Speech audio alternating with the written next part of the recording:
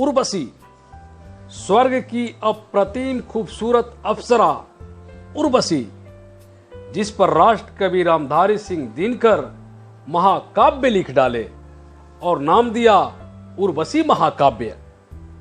इस महाकाव्य के लिए 1972 में दिनकर जी को ज्ञानपीठ पुरस्कार से सम्मानित किया गया।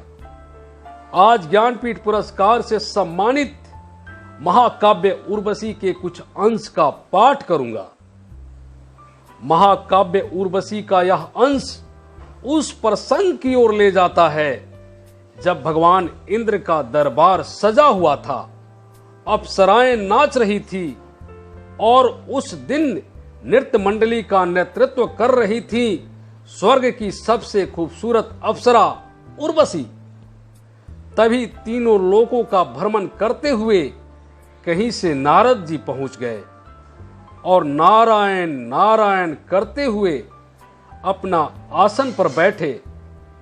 भगवान इंद्र नारद जी से पूछ बैठे, कहिए नारद जी, आप तो तीनों लोकों का भ्रमण करके आए हैं, कोई मेरे जैसा प्रतापी राजा है जहां सस्ता है कहीं ऐसा दरबार? नारद जी मुस्कुराते हुए बोले, महाराज, और तो कोई नहीं है, पर पृथ्वी लोक पर एक राजा है पुरुरवा, ना ही उससे बड़ा प्रतापी कोई है, ना ही सुंदर। इतना सुनते ही इंद्र का मन उचट गया। बात को वहीं छोड़ नृत्य लीला में मगन हो गए। पर नारद की बात अप्सरा उर्वशी पर बड़ा गहरा असर छोड़ गया। वह सोचने लगी, पुरुरवा, ना उससे कोई बड़ा प्रतापी और ना कोई सुंदर। उर्वशी का मन जाकर पुरुरवा पर अटक गया।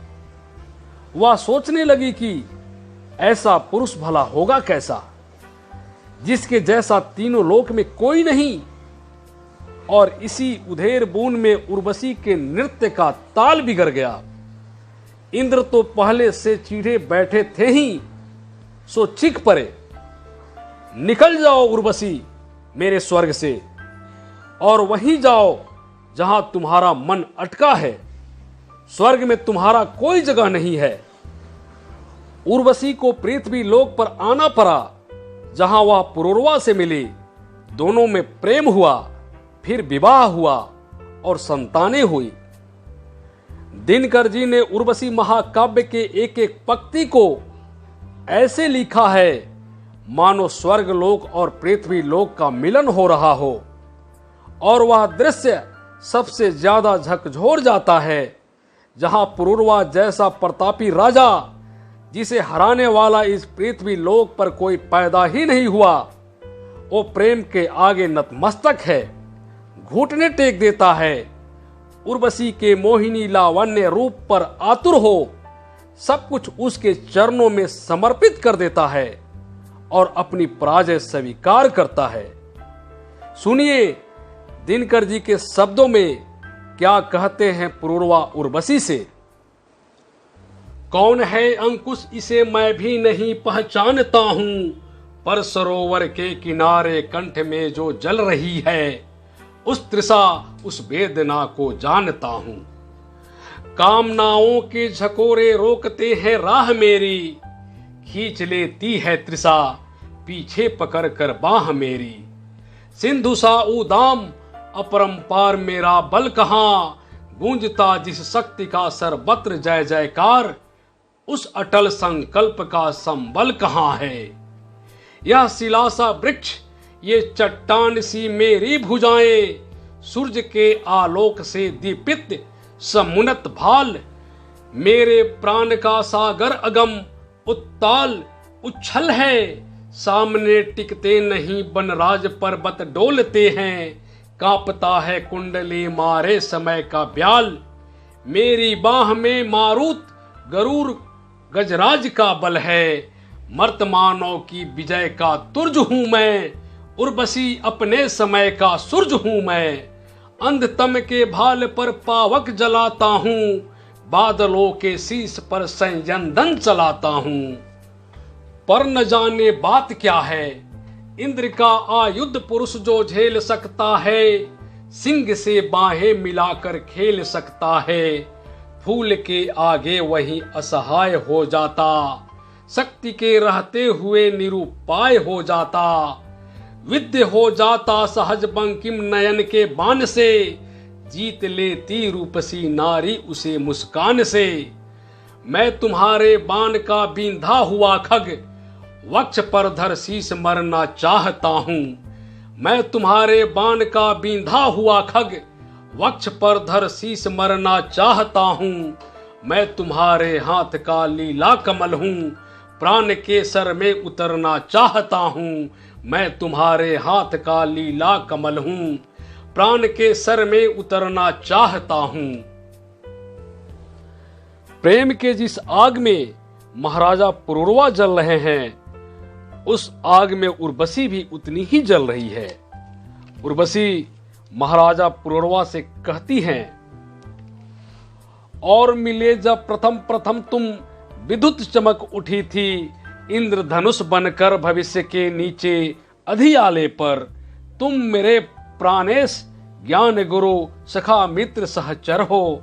जहां कहीं भी प्रणय सुप्त था सोनित के कन कन में, तुमने उसको छेड़ मुझे मूर्छा से जगा दिया है।